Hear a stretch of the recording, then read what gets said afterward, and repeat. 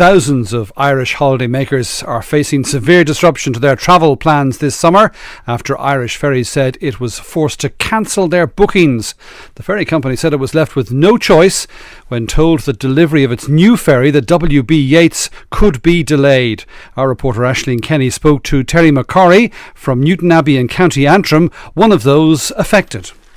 Well, I book well in advance because I have some mobility issues, and I always like to book a certain type of cabin. So I booked my sailing before Christmas, and the whole holiday was put into disarray on Friday evening when I received an email saying my sailing had been cancelled, but I would try to be facilitated on another sailing on another boat. So it kind of left me very unsettled, not knowing, having paid a big deposit for the holiday home that we've booked, not knowing whether we were going to get on holidays or not. Sending an email out late on a Friday evening with very few staff in on the Saturday to deal with phone calls was just abysmal. I was trying to ring the number they gave in Dublin for hours. And what's your situation now? Have you been able to rebook? Irish Ferries were able to give me a sailing from Rosslare instead of Dublin 24 hours later. So we're missing one night of our holiday home, or one night of our holiday, and they've been able to give us a cabin that's suitable for my needs, and they've assured me the new ship will be ready for our return sailing later in August. And what about cost? Have you been left out of pocket? Well, I'm going to have to drive from Dublin to Rosslare, which I hadn't planned on doing. Firstly, mileage-wise, fuel-wise, and because of my disability, we wanted the shortest drive possible. As well as that, we've paid for a night's holiday we're not going to get to use. And that was Terry McCrory, one of those Irish Ferries passengers who've been contacted to say that the booking they'd made to France this summer will not be going ahead as planned. Eoghan Corry is editor of Travel Extra and joins us with more on this. Very good morning. Good morning, Brian. Brian. Thanks for coming to talk to us.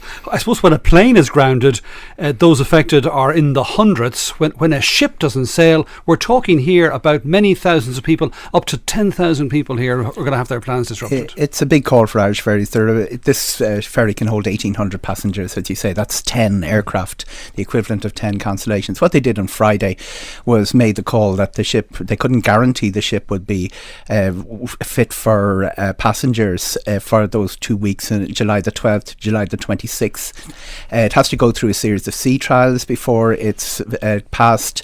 That's the equivalent of taking the car out on the track and doing wheelies and doing all of those things, stressing the ship, putting it through all those, and that process would not be guaranteed to be finished. So their call on Friday was, let's move now, contact the passengers. Another reason they did that, Brian, is they've had the database to tell them that they could actually reaccommodate the number of passengers who've booked for that period on their existing service, the Oscar Wilde.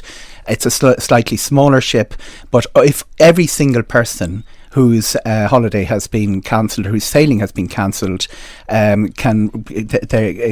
to be reaccommodated on the Oscar Wilde, the capacity is there.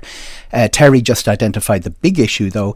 First of all, their sailings are from Rosslare, and they also will not be the daily sailing, which was a big innovation. It's a big move by Irish Ferries to have daily sailings to France for the first time this summer, which will be happening from August on. But people will have to find an alternative date. They also have the option of a full refund, and as a goodwill gesture, the €150 voucher which they're giving to all their passengers.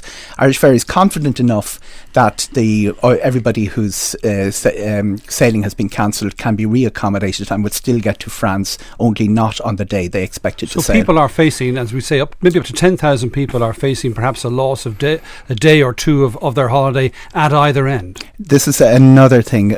Irish Ferries have no knowledge of what they've booked. They've been booked into resorts, campsites. A big part of that business, it's school holiday time, is the bringing in the children to France, to all those wonderful campsites along the Vendée and places like that, 5 hours from the ferry. It's a big holiday option for people with teenagers, and hell has no fury like a teenage girl whose holiday has been disrupted. And do parents have any comeback against Irish Ferries? Can you get compensated for the disruption, the loss of those days? It's a very interesting one, Brian, because the legislation in aviation has been very strong on this since 2004 and has been progressing. There isn't the equivalent in the ferry industry.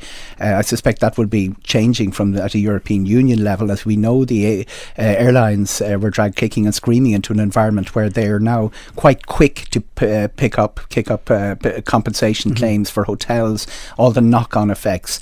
That's the grey area out of Friday's decision. EU Regulation 1177/2010, it applies to ferries. It's supposed to extend more or less the same rights that the aviation regulation does, but there's no way as advanced or as developed as the aviation regulation. There are provisions for accommodation there, but it's quite. Irish Ferries are pretty much have their hands in the air, saying ship ain't going to be ready. You can have your money back or re-accommodate. Yeah, but that's it. But everything, the knock-on of expenses that Terry itemised there, that is a very grey area, and we could see this ending up with some sort of litigation or consumer actions. So you would have rights as an airline passenger if something like this happened to you that you don't have as a ferry passenger. That's the situation. 2004 is aviation specific.